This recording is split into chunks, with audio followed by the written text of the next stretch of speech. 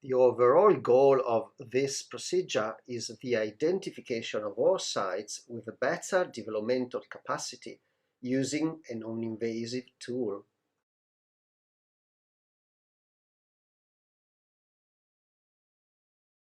The main advantage of this method is that by simply observing the oocyte movements occurring during in vitro maturation, one may evaluate the female gamete's developmental potential. This technique is based on time-lapse imaging coupled with particle image velocimetry and neural network-based analysis.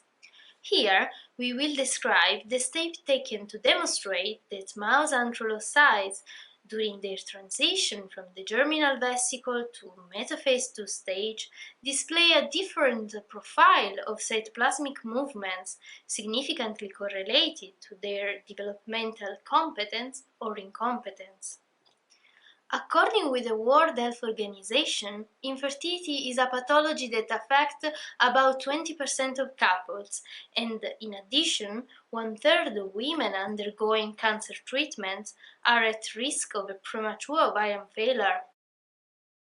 In numbers, this corresponds to about 300,000 or 30,000 women in countries like USA or Italy respectively. The design of non-invasive procedures for the identification of the oocyte developmental competence would help to improve the overall success of pregnancy outcomes.